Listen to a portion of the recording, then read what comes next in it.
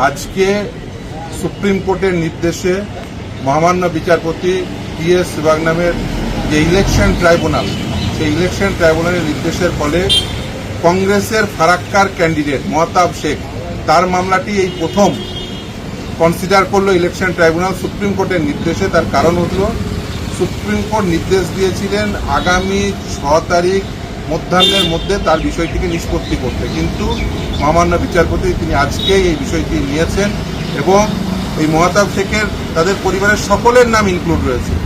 তিনি ফারাক্কার কংগ্রেস প্রার্থী, তার 3 সন্তান, 3 ছেলে 1 মেয়ে, প্রত্যেকের বার্থ সার্টিফিকেটে তার নাম রয়েছে, তার নিজস্ব পাসপোর্ট রয়েছে, আধার কার্ড রয়েছে, ভোটার কার্ড রয়েছে, প্যান কার্ড রয়েছে, ড্রাইভিং লাইসেন্স রয়েছে। এত সত্ত্বেও এত ডকুমেন্ট, সন্তানদের এডুকেশনাল কোয়ালিফিকেশনের ইচ অ্যান্ড এভরি ডকুমেন্টে বাবার নাম রয়েছে, সন্তানদের বার্থ সার্টিফিকেটে বাবার নাম রয়েছে। তার পরিবার, আমি একটি ফ্যামিলি ট্রি তৈরি করেছিলাম, সেই ফ্যামিলি ট্রি প্রত্যেকের নাম ইনক্লুড রয়েছে, কিন্তু গত 28/3/2026 অল অফ দ্য সাডেন এই কংগ্রেসের প্রার্থী, ফারাক্কার কংগ্রেসের প্রার্থী, তার নাম ডিলিট লিস্টে চলে যায়। তিনি ইমিডিয়েট আমার কাছে আসেন। আমি প্রথমে কলকাতা হাইকোর্টে অ্যাপ্রোচ করার চেষ্টা করি, কিন্তু মহামান্য বিচারপতিরা বলেন যে যেহেতু সুপ্রিম কোর্ট বিষয়টি দেখছেন, আমি সঙ্গে সঙ্গে ইমিডিয়েটলি সুপ্রিম কোর্টে মুভ করি।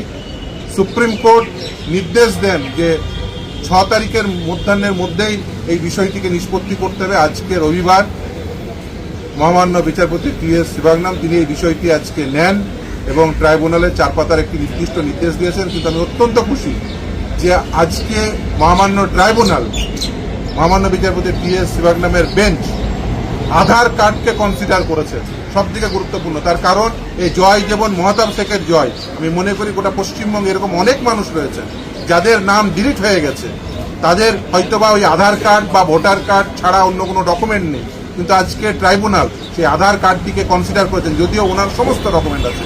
কিন্তু আমি মনে করি যাদের নাম ডিলিট হয়ে গেছে তাদের নাম, অনেকেরই হয়তো আধার কার্ড এবং ভোটার কার্ড ছাড়া অন্য কোনো ডকুমেন্ট নেই, তাদের ওই আধার কার্ডটিকে কনসিডার করে আজকে কিন্তু প্রাথমিক ডকুমেন্ট হিসাবে আধার কার্ডটিকে কনসিডার করে রায় দিয়েছেন।